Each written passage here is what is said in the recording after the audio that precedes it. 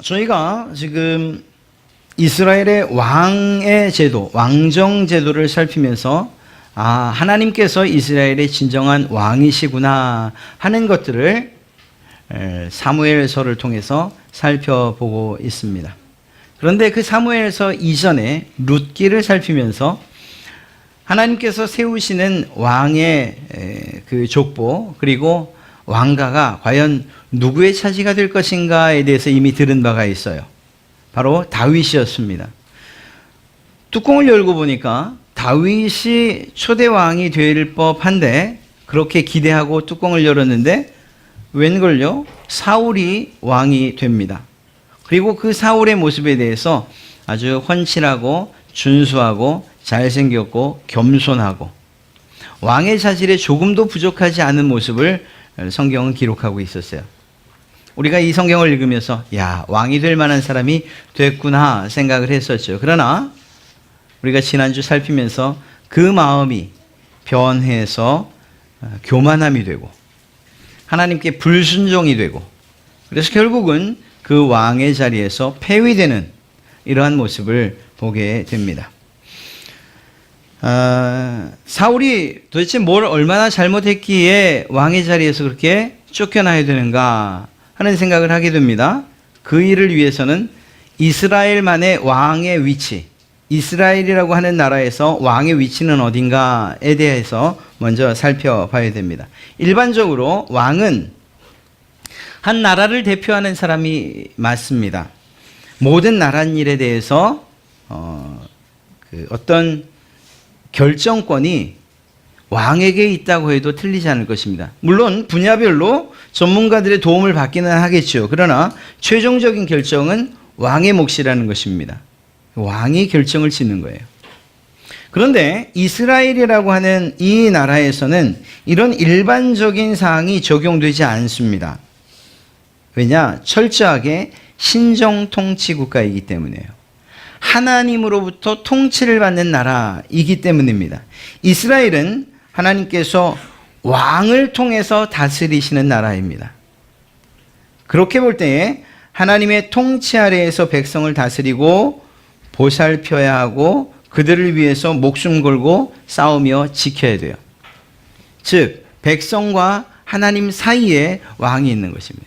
다른 나라들은 왕 위에 다른 어떤 존재가 있지 않지만, 그러나 이스라엘은 이러한 특별한 구조를 가지고 있어요. 왕도 하나님의 통치를 받아야 하는 자이다. 그러나 동시에 백성들을 또한 통치해야 되죠. 중간에 마치 낀 것처럼 이렇게 표현되지만, 그러나 하나님의 뜻을 전적으로 받아서 이스라엘을 다스려야 된다라는 그러한 의미인 것입니다. 이것을 잊어서는 안 되는 것입니다. 그런데 바로 안타깝게도 사울이 이 사실을 망각하게 됩니다. 그리고 그러한 사울에 대해서 이렇게 말씀하시죠. 사울 그가 하나님께서 말씀하신 거예요. 나를 버렸다. 이렇게 선언하시는 것을 보게 됩니다. 무슨 말일까요? 자기 뜻대로 다스리는 거예요. 자기 생각대로 다스리는 거예요. 하나님의 뜻에 불순종해서 하면서까지 다스리는 거예요. 그러니까 하나님의 통치를 받지 않고 자기의 뜻대로 이스라엘을 다스리는, 결국 하나님께서 왕을 버리고, 사울 왕을 버리고 이스라엘의 왕이 되지 못하게 하시죠. 그것이 사무엘상 15장 26절에 사무엘을 통해서 사울이 들었던 이야기입니다. 나는 왕과 함께 돌아가지 아니하리니 이는 왕이 여호와의 말씀을 버렸으므로 여호와께서 왕을 버려 이스라엘 왕이 되지 못하게 하셨음이니이다. 보십시오. 왕이 하나님의 말씀을 버렸다. 하나님의 말씀 듣기를 거절했고 하나님의 통치를 거부했다라는 거죠. 그래서 하나님께서 그를 왕이 되지 못하게 하기로 결정하셨다 이야기합니다. 이스라엘이라고 하는 나라에 있어서의 왕의 자격은 한 가지입니다. 하나님의 말씀에 순종하는 것 외에는 다른 것이 없어요. 이 사실에 대해서 신명기 17장 18절부터 19절 사이에 잘 기록하고 있습니다. 그 앞에 14절부터도 기록하고 있는데 그것은 왕이 해야 될 일들이에요. 또 혹은 하지 말아야 될 일들이에요. 많은 아내를 두지 말고 군마를 두지 말고 기타 등등 군사력을 의지하지 말고 결론은 하나님을 의지하라는 것이거든요. 그리고 최종적으로 왕의 자격, 왕이 꼭 해야 될 일이 무엇이냐를 신명기 17장 18절과 19절에 기록하고 있습니다. 이렇게 기록합니다. 그가 왕위에 오르거든 이 율법서의 등사본을 레위 사람 제사장 앞에서 책에 기록하여 평생에 자기 옆에 두고 읽어 그의 하나님 여호와 경외하기를 배우며 이 율법의 모든 말과 이 규례를 지켜 행할 것이라. 쉽게 말하면요, 하나님의 말씀, 하나님의 율법을 복사해서 옆에 두고 늘 읽고 묵상하고 그 말씀대로 백성을 다스리라는 거예요. 그 말씀에 그 명령에 순종해서 백성을 다스려야 된다. 즉 하나님을 떠나서 자기 뜻대로 다스리는 왕은 적어도 이스라엘에서는 왕의 자격이 없다고 말씀하고 계신 것입니다. 사울은 그런 의미에서 하나님께 순종하는 이 일에 실패했고 결국은 왕좌에서 내려와야만 했던 것이죠.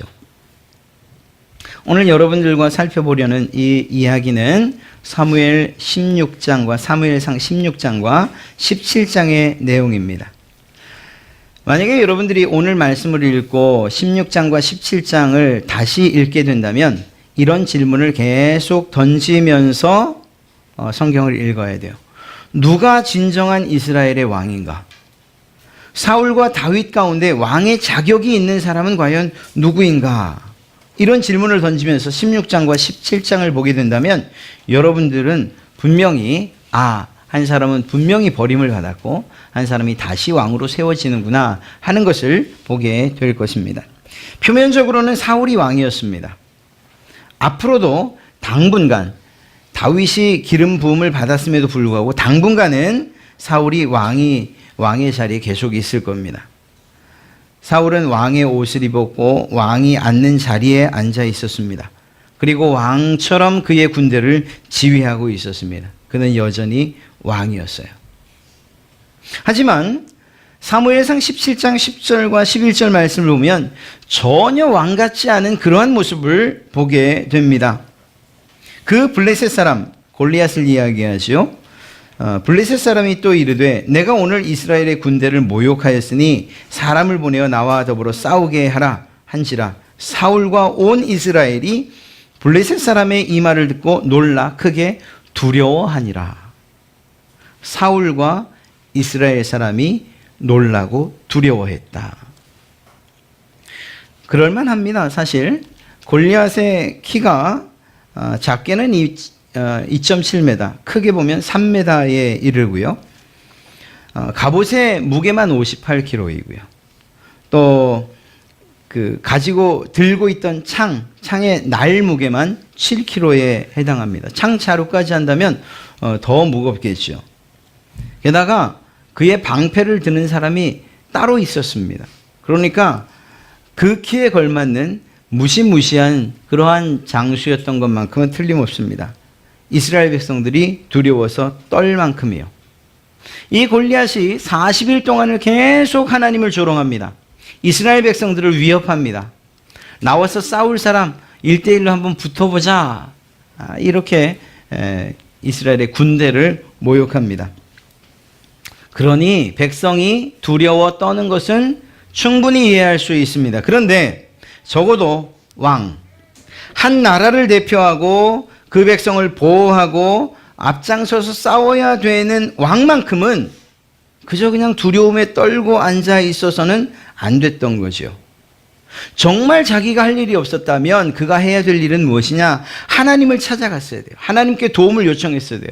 하나님, 다윗이 이후에 하게 될 저 할례 받지 못한 자가 하나님을 조롱합니다. 하나님의 군대를 조롱합니다. 저 어떻게 할까요? 사울이 만약에 이러한 요청을 했다면 하나님께서 그 골리앗 하나쯤을 처리하지 못하셨을까? 아니요, 그럴 리가 없죠. 그러나 안타깝게도 왕이었던 사울은 아무것도 못한 채 두려움에 떨고만 있었어요. 그래서 성경은 특별하게 사울과 이스라엘이 두려워서 떨고 있다 기록하고 있는 것입니다. 그런데 이런 무능력한 왕과 비교라도 하듯이 그 누구도 기대하지 않았던 인물, 바로 다윗에게서 왕의 모습, 특별히 백성을 위해서 싸우는 이러한 왕의 모습을 보게 됩니다. 다윗은 그저 심부름을 갔을 뿐입니다. 그런데 하나님을 모욕하고 하나님의 군대를 조롱하는 그 골리앗의 말에 격분하게 돼요. 그래서 자기가 나가 싸우겠다고 이야기를 하죠. 그러면서 결국 사울왕 앞에서 사울왕과 다윗이 이런 대화를 하게 됩니다. 왕이시여, 저 블레셋 거인 때문에 두려워하지 마십시오. 그럴 필요 없습니다. 내가 가서 저 녀석을 해치우겠습니다. 사울왕이 뭐라 그럴까요? 야, 너 정말 대단하구나. 가라. 이랬으면 얼마나 좋았겠습니까? 그런데 이렇게 이야기합니다. 그건 안 된다. 너같이 어린 녀석이 어떻게 저 거인과 싸울 수 있겠냐? 너는 그저 소년에 불과하고 그는 소년 때부터 군 생활을, 군 훈련을 받아온 그러한 장수다. 쥐의 겁을 먹고 나가 싸우겠다는 의지마저 꺾으려는 듯 이렇게 대답을 합니다. 다윗이 물러서질 않죠. 이렇게 얘기합니다. 내가 아버지의 양을 칠 때 사자나 곰이 와서 양 새끼를 움켜가면 몽둥이를 가지고 뒤따라가서 그 입에서 새끼를 구해내었으며 또 그 사자나 곰이 나에게 덤벼들면 내가 그 수염을 잡고 쳐서 죽였습니다. 자, 여기까지만 보면 사실 이해할 수 없어요. 아니, 사자나 곰을 이긴 것 정도로 저 골리앗을 이길 수 있단 말이냐? 그러나 이 이야기를 한 그 말미에는 다윗이 무엇 때문에 이렇게 당당한가에 대해서 기록하고 있습니다. 이렇게 이야기하죠. 내가 사자와 곰도 죽였는데 살아계신 하나님을 모욕하는 저 이방 블레셋 사람을 못 죽이겠습니까? 사자나 곰처럼 내가 반드시 그를 죽이고 말겠습니다. 그 다음 말이 중요한데요. 이렇게 고백하죠. 나를 사자와 곰의 발톱에서 구원하신 여호와께서는 저 블레셋 사람에게서도 나를 구원하실 것입니다. 자기가 양들을 구하기 위해서 사자와 그리고 곰과 싸울 때 이기게 하신 그분이 누구라는 거예요? 하나님이라는 거예요. 그리고 다윗은 지금 그 골리앗, 두려움에 떨게 한 40일 동안을 두려움에 떨게 한 그 골리앗을 그저 사자나 곰 정도로밖에 취급하지 않고 있다는 거예요. 이유는 한 가지예요. 하나님께서 구원해 주실 것이기 때문에. 이 얼마나 당당한 믿음인지 알 수가 없어요. 그제서야 사울은 포기한 듯이 말합니다. 좋다, 가거라. 여호와께서 너와 함께 하시기를 원한다. 얼마나 답답한지 알 수 없어요. 저는 이 성경을 읽으면서 사울이 먼저 그러한 골리앗의 상황을 만날 때 하나님께서 우리와 함께 하시길 원합니다. 하나님께서 우리와 함께 하시면 저 거인도 저 골리앗도 능히 이길 수 있습니다. 라고 하나님께 고백함과 동시에 백성들에게도 그렇게 믿음을 선포하고 앞장서 나가야 싸워야 될 그러한 왕이었다니까요. 그런데 백성들과 함께 40일 동안을 두려움에 떨다가 다윗이 나간다는 그러한 이야기에 그저 마지못해서 다윗을 내보내는, 그리고 말미에 하나님께서 너와 함께 하시길 내가 바란다, 이 정도로. 다윗은 드디어 나갑니다. 전쟁터로 나갑니다. 왕이 준비해 준 갑옷, 그것 거절합니다. 그리고 골리앗에게로 나가 이야기합니다. 모든 그리스도인들, 아니 믿지 않는 사람들도 다 아는 이야기가 이제부터 그 놀라운 이야기가 펼쳐집니다. 골리앗 앞에 가서 섭니다. 그리고 자기 앞에 서 있는 다윗을 바라보면서 골리앗이 이렇게 얘기를 하죠. 막대기를 들고 나에게로 나오다니 내가 나를 개로, 강아지 정도로 여기냐? 이렇게 얘기를 합니다. 성경에 나와 있지 않지만 다윗이 뭐라고 대답했을까요? 그럼 당연하지. 아마 그렇게 대답하지 않았을까 싶어요. 그에게 있었던 그 믿음이 얼마나 강했는지, 지금 나타난 현상을 바라보지 않고 자기와 함께 하시는 하나님의 능력과 그리고 그분을 전적으로 신뢰했던 다윗의 고백이 당연하지라고 나타나지 않았을까요? 여러분, 베드로 사도는 우리 믿는 신자들을 향해서 왕 같은 제사장이라고 이야기하고 있고, 주님께서도 주님께서 왕이 되실 때에 왕의 권세로 세상을 다스리게 될 사람들이라고 여러분들을 칭하고 계십니다. 그렇습니다. 우리는 하나님의 자녀이고 왕이신 하나님이기 때문에 우리 또한 왕의 자녀요, 왕이라고 이야기할 수 있어요. 비록 우리가 의관정제하지 않고 또 왕좌에 앉은 것도 아니지만 예수 그리스도의 왕되심을 따라서 그 왕의 권세를 지금도 이 시간도 누리면서 살아야 될 사람들이라는 것입니다. 세상이 무엇이라고 하더라도 우리는 하나님께로부터 기름 부음 받은 왕이요 제사장이요, 그리고 주님의 말씀을 선포해야 되는 이러한 제사장직을 맡은 자들이라는 사실을 기억해야 되는 것입니다. 여러분, 세상이라는 골리앗은 끊임없이 우리를 향해서 외쳐대요. 그 막대기로 도대체 무엇을 하려고 하냐? 어쩌면 우리가 죽는 날까지 소리칠지 모릅니다. 너는 안 돼. 그 막대기로 뭘 하려고? 내가 강아지처럼 보이냐? 할 수 없어. 포기해. 넌 날 이길 수도 없고. 그러면서 이길 수 없는 여러 가지 조건을 대겠죠. 키도 작고 또 힘도 약하고 가진 것도 없고 무기도 없고 돈도 없고 권력도 없고 백도 없고 항볼도 없고 능력도 없고, 도대체 네가 가진 것이 무엇인데 내 앞에 나와서 나와 싸우자고 하느냐? 세상은 그렇게 이야기할지 모릅니다.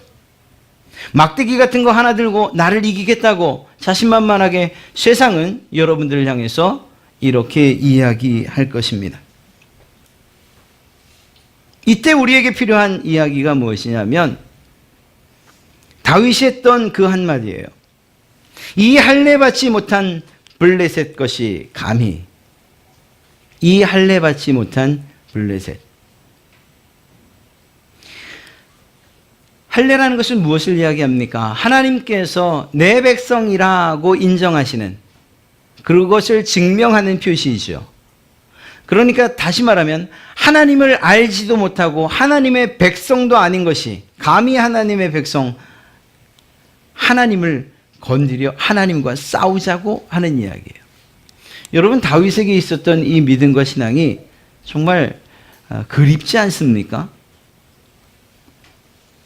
다윗은 계속해서 외칩니다. 17장 45절 말씀을 보면 다윗이 블레셋 사람에게 이르되 너는 칼과 창과 단창으로 내게 나오거니와 나는 만군의 여호와의 이름 곧 내가 모욕하는 이스라엘 군대의 하나님의 이름으로 내게 나아가노라. 골리앗의 손에 들려 있었던 것은 세상 사람들이 볼 때에 싸울 수 있는 훌륭한 무기들이 들려 있었어요. 훌륭한 갑옷을 입고 있었어요. 모든 것을 막아 이겨낼 것 같은 방패를 가지고 있었고, 그리고 찔러 무찌를 것 같은 칼과 창과 단창 종류별로 가지고 있었어요. 아무것도 입지 않은, 그저 조약돌 5개, 물매 하나 들고 나가는 다윗과는 비교할 수 없는. 그런데 다윗이 그를 향해서 무엇이라고 말합니까? 나는 만군의 여호와의 이름 곧 내가 모욕하는 이스라엘 군대의 하나님의 이름으로 내게 나아가노라. 이 얼마나 당당한 하나님의 백성이요, 또한 이 모습에서 우리는 왕의 모습을 보게 된다는 거예요. 그렇습니다. 다윗의 이러한 믿음의 선언, 이러한 당당함이 그리운 시절입니다. 나 예수 믿는 사람입니다. 그래서 거짓말하지 않습니다. 나 예수 믿는 사람입니다. 그래서 뇌물 주고받지 않습니다. 나 예수 믿는 사람입니다. 그래서 욕하지 않습니다. 나 예수 믿는 사람입니다. 그래서 난 주일에 일할 수 없습니다. 나 예수 믿는 사람입니다. 그래서 술과 담배 하지 않습니다. 오해는 하지 마십시오. 지금 말씀드린 것들 가운데 어떤 것들은 마치 기호처럼 여겨지는 것들도 있을 수 있어요. 천국 가는 것과 상관없는 그러한 문제도 있어요. 그러나 우리가 내가 예수 믿는 사람입니다. 예수님으로 인해서 거룩함과 성결의 삶을 살기로 결정하고 말과 행동으로 그렇게 살기로 했습니다라고 하는 사람들에게는 적어도 이러한 모든 것들도 절제해야 되는 것들이라는 것은 분명합니다. 어찌됐거나 예수님 때문에 그래서라고 말하는 이러한 당당함, 예수님으로 인한 자부심, 우리의 신앙에 대한 자긍심, 이런 것들이 우리에게 있냐 하는 거예요. 뭔가 불리할 것 같으면 예수님 믿는다는 그리스도인이란 이름표 띄워버리고, 그리고 나서 주일 돼서 교회에 올 땐 다시 붙여 내게 지금 그리스도인이란 이름이 있는가 다시 살펴보고, 뭔가 손해볼 때에는 그땐 또다시 그 이름, 성도라는 거룩한 이름표를 떼어버리고, 이렇게 이중적으로 힘든 삶을 살고 계시지 않습니까? 다윗에게 본받을 수 있는 것은 신앙인으로서의 당당함이에요. 얼마나 멋진지 알 수 없어요. 그가 아무것도 가지지 않았음에도 불구하고 그는 그렇게 그 앞에 나아갔던 거예요. 마가복음 8장 38절을 보면 누구든지 이 음란하고 죄 많은 세대에서 나와 내 말을 부끄러워하면 인자도 아버지의 영광으로 거룩한 천사들과 함께 올 때에 그 사람을 부끄러워하리라. 우리가 이 세상에서 예수 그리스도를 부끄러워하면 주님께서 그날 우리를 부끄러워하시겠다는 거예요. 무서운 말씀 아닙니까? 우리가 결단하고 주님 편에 서겠다고 하면 반드시 세상은 여러분들을 조롱합니다. 여러분들을 비난합니다. 비아냥거리고 업신여기고, 심지어는 여러분들에게 고통과 고난을 줄지도 모릅니다. 때로는 입에 담지 못할 거친 말들을 쏟아놓을지도 모릅니다. 그러나 이러한 일들로 인해서 결코 부끄러워하지 마시기를 주님의 이름으로 축복합니다. 결단코 말입니다. 오히려 다윗처럼 내가 믿는 자라는 사실 때문에 하나님의 백성이라는, 하나님께서 주신 왕의 직분을 맡은 자라는 이러한 사실 때문에 당당할 것을 하나님은 여러분에게 요구하고 계신 것입니다. 세상, 그들이 가진 것이 칼과 창과 단창, 세상 전쟁에서 없어서는 안 되는 것들이라 해도 우리는 그것들이 진정한 승리를 가져오는 것이 아니라는 사실을 알고 있습니다. 전쟁은 하나님에게 속한 것이고, 그리고 그 승리 또한 하나님에게 속한 것이거든요. 만군의 여호와의 이름, 우리를 위하여 대신 싸우시는 그 하나님으로부터 우리는 승리를 얻게 될 것이라는 것을 잘 알고 있습니다. 생각해 보건대 혹시 다윗이 물맷돌 던지기를 실수했어요? 그래서 별로 안 아프게 맞았어요? 그래도 저는 분명히 믿건대 골리앗은 쓰러지고 말았을 거예요. 다윗의 던지는 그 돌멩이에 힘이 있는 게 아니었잖아요. 하나님을 믿고 던졌고 하나님께서 대신 싸우신 거잖아요. 그래서 스치기만 했어도 골리앗은 넘어졌을 거예요. 그렇게 저는 믿습니다. 돌멩이가 그를 쓰러뜨린 것이 아니고 하나님께서 골리앗을 쓸어 넘어뜨리셨기 때문입니다. 이것이 하나님의 통치를 받는 왕의 모습, 바로 그 모습입니다. 여러분, 사울에게서 이런 모습을 보기를 기대했는데 사울에게선 전혀 볼 수가 없었던 거예요. 오히려 목동에 불과했던 다윗에게서 이러한 모습을 보고 있는 것입니다. 놀랍게도 얼마 지나지 않아서 다윗은 실제 왕좌에 오르게 됩니다. 사실 다윗이 언제 등장하느냐? 17장이 아니고 16장에 등장을 하죠. 17장의 골리앗과의 싸움이 이미 중요하게 자리 잡고 있지만 이미 그의 이름이 등장한 건 16장이에요. 하나님께서 사울을 폐위시키기로 결정하신 후에 다음 왕이 될 자에게 기름 부으시는 사건이 16장에 기록되어 있거든요. 그 왕이 될 자가 바로 다윗이었죠. 16장 말씀을 보면 사무엘이 하나님의 명령을 따라서 사울의 뒤를 이을 왕을 찾아 나섭니다. 사실 사무엘에게 있어서 이 일은 아주 힘든 일이었어요. 그래서 하나님께 이거 사울 왕에게 들키면 어떡합니까? 이거 반역 아닙니까? 이렇게 되물을 정도로 하나님께서 제사 지내는 것으로 하자. 그래서 제사를 지내러 가는 것이죠. 표면적으로는 제사를 지내는 것이었으나 그러나 왕에게 기름 붓는 사건이 16장에서 일어납니다. 하나님의 명령에 순종하며 사무엘이 말씀하신 곳 베들레헴으로 갑니다. 그리고 그곳에서 제사를 지내며 이새라고 하는 사람을 그리고 그 아들들을 초청합니다. 왕의 후보들을 면접하는 거죠. 하나님께서 그렇게 말씀하셨으니까요. 이새의 아들, 특히 맏아들 엘리압이 사무엘 앞에 섰을 때 사무엘은 완전히 마음이 반해버립니다. 속으로 생각합니다. 여호와의 기름 부으실 자가 과연 주님 앞에 있도다. 이 사람이구나. 저 생긴 거 봐라. 얼마나 잘생겼냐, 멋지냐. 성경엔 그렇게 나와 있지 않지만 그 다음 말씀을 보면 그렇게 생각했던 걸 알 수가 있어요.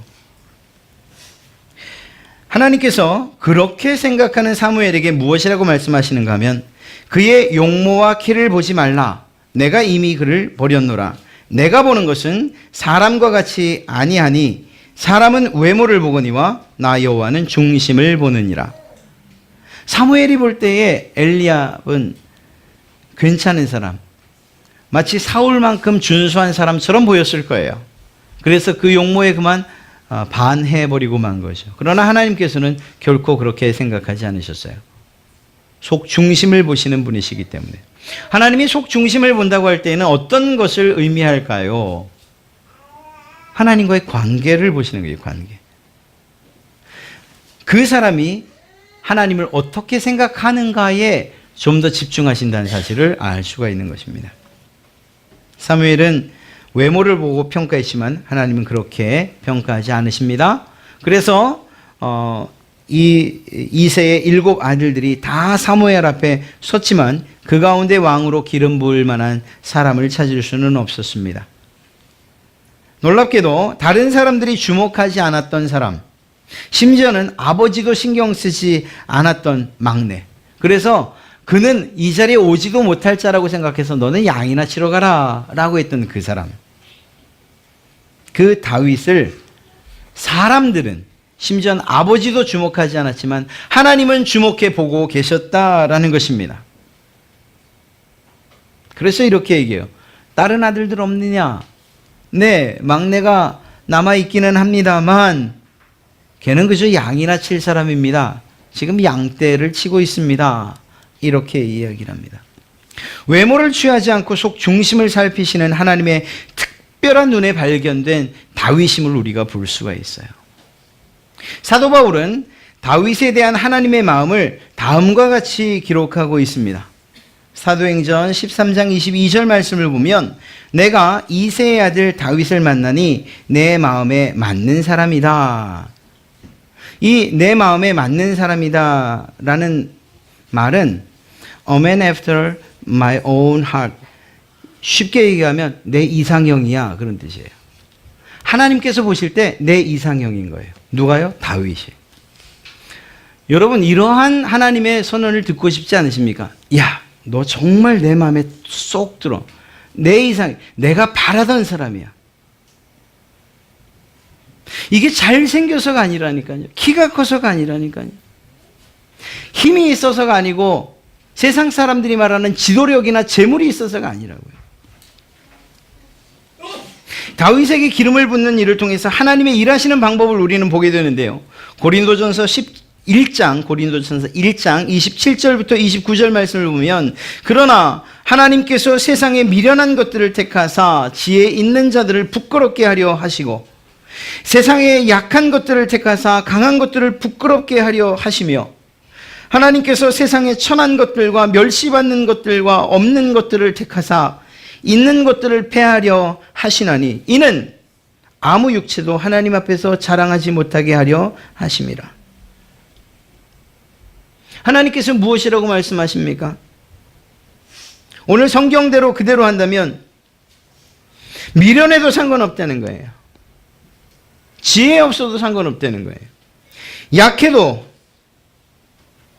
천해도 세상에서 멸시를 받아도 하나님 보실 때는 그것은 중요하지 않다는 거예요. 오히려 그런 너희들을 들어서 내가 강한 자들을 부끄럽게 하고 있는 자들을 부끄럽게 하겠다라고 말씀하시는 분이 하나님이십니다. 아버지도 생각지 않았던 다윗을 불러다 그를 왕으로 세우시고 이 다윗에 대해서 골리앗 전쟁터에 나갔던 다윗을 향해서 이 큰형 엘리압이 아주 혹독한 말을 넌 여기에 쓸데없이 왜 왔냐 이렇게 얘기해요. 정말 혹평을 해요. 무지하게 꾸지람해요. 큰형이니까 그럴 수도 있겠죠. 그러나 그 안에 믿음이 없었거든요. 그렇게 꾸지람받고 세상 볼 때에는 보잘것없는 그러한 다윗이었지만 그를 들어서 하나님이 사용하시더라는 거예요. 그를 들어서 왕으로 세우시더라는 거예요. 이것이 하나님의 일하시는 방법입니다. 지금 우리가 가진 것이 없고 때론 미련하고 약하고 천하고 멸시받고 무엇인가 부족하고 작아도 결코 걱정할 일이 아니라는 것을 오늘 성경은 이야기하고 있어요. 오히려 여러분이 그렇다라고 한다면 그것 때문에 하나님을 더 전적으로 의지하시기를 주님의 이름으로 축복합니다.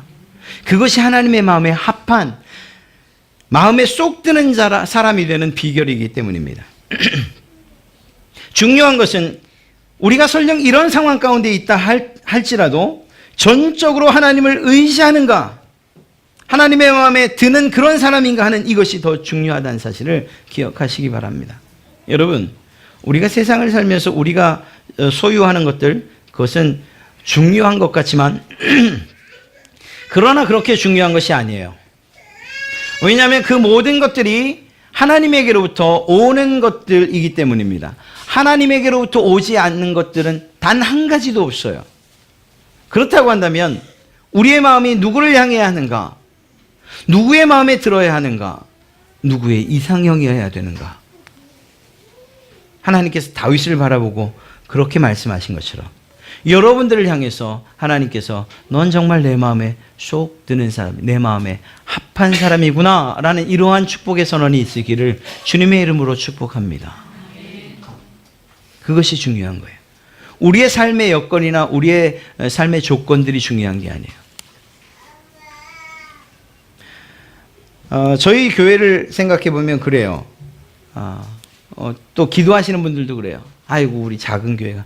저는 그렇게 생각하지 않는데 자꾸 기도할 때 작은 교회가 뭐 많이 모이지도 않는 것처럼 그렇게 자꾸 기도하세요. 안 그래요. 외적으로 볼 땐 그럴지도 몰라요. 아이고 그래도 저희는 건물이라도 있죠. 그러나 또 다른 여러 조건 비교하면 그렇게 풍성한 교회도 아니고 넉넉한 교회도 아니에요. 그럼에도 불구하고 저는 여러분에게 정말 단호히 말씀드릴 수 있는 것은 하나님께서 정말 기뻐하시는 교회, 갈릴리 교회라는 것을 말씀드려요. 왜냐하면 여러분들의 신앙과 우리의 믿음이, 우리 교회가 온전히 하나님을 향해 있기 때문이고 하나님의 마음에 합한 교회가 되기 위해서 수고하고 애쓰고 있기 때문이에요. 어린이집을 운영하는 것들이나 혹은 봉사단을 운영하는 것들 쉬운 일 아니죠. 거기엔 전적으로 우리의 희생밖에 없어요. 투자밖에 없어요. 이번에도 어르신 식사봉사하면서 든 비용이 거의 80만 원이 가까워요. 수고는 수고대로 돈은 돈대로 다 투자해요. 어린이 축제하면 저희 봉사단에서만 나가는 게 500만 원이에요. 그건 물론 여러분들이 다 구제 헌금해 주신 걸로 해요. 그 일들을 통해서 여러분 한 사람 한 사람 각자 개개인이 유익받는 것 있습니까? 이득되는 것 있어요? 봉사점수 하나는 받네요. 그거 말고요. 그거 뭐 중요하다고. 없어요. 그러나 저는 여러분들이 그 일들을 통해서 하나님께서 기뻐하시는 일을 하고 있다라는 이런 확신을 저는 받습니다. 그래서 그 일들이 비록 힘들고 어렵고 또 때로는 우리의 것들을 늘 희생하는 일들이라 할지라도 그 일을 바라보시는 하나님께서 내 마음에 합한 교회, 내 마음에 합한 성도들, 내 마음에 합한 나의 사랑하는 자녀들이라고 그렇게 인정해 주실 줄로 믿는 거예요. 이것이면 사실은 충분한 거죠. 꼭 기억하십시오. 다윗의 손에 아무것도 들려있지 않았다는 것을. 왕으로 기름 부음 받을 때도 그는 여전히 양떼를 치면서 그들에게 풀을 먹이고 있을 따름이에요. 세상적으로 볼 때, 외적으로 볼 때는 그가 왕이 될 만한 자격이 아무것도 없었다는 것을 말합니다. 그러나 그를 들어서 하나님이 왕으로 세우셨어요. 우리의 모습이 다윗의 모습과 같지 않습니까? 여러분 부자세요? 그냥 이럴 때 다 아멘 했으면 솔직히 좋겠어요. 건강하세요? 뭐 좀 연줄 있으세요? 권력도 좀 있고 명예도 있으세요? 얘기하면 할수록 자꾸 주눅이 들죠. 잘생기신 분들이 많은 건 제가 알아요. 이쁘신 분들하고. 이런 것들이 우리 눈에는 중요하고 소중한 것들처럼 보일지 모르나 하나님에겐 그저 죄송합니다. 너무 말이 과격해서 그저 껍데기에 불과하지 않아요. 하나님이 보시는 것은 여러분 안에 있는 그 뜨거운 하나님에 대한 사랑, 하나님의 말씀에 순종하려는 그러한 뜨거운 마음들, 하나님이 모욕을 받으시면 그 이름이 조롱받으면 그것이 그냥 분노로, 의로운 분노로 가슴에 막 차올라서 어쩔 줄 모르는, 하나님의 눈으로 볼 수 있고 하나님의 마음으로 느낄 수 있는 그런 사람들을 하나님이 원하고 계신다는 거예요. 그리고 그런 사람들을 하나님께서 내 마음에 합한 자, 그리고 그에게 기름을 부어 왕으로 삼으신다는 것입니다. 사랑하는 성도 여러분, 그러한 여러분 되시기를 주님의 이름으로 진심으로 축복합니다. 우리를 왕으로 삼으신 하나님의 그 기대와 그 바람에 부응하여서 우리의 부족한 모습, 연약한 모습으로 낙심하거나 실망하지 마시고 오히려 우리를 왕으로 세우신, 그리고 언제나 우리와 함께 하신다고 약속하신 그 하나님을 절대적으로 의지하고 신뢰하여서 세상 어떠한 곳에서든지 어떠한 상황에서든지 승리하시는 그러한 하나님의 마음에 합한 자 되시기를 주님의 이름으로 축복합니다.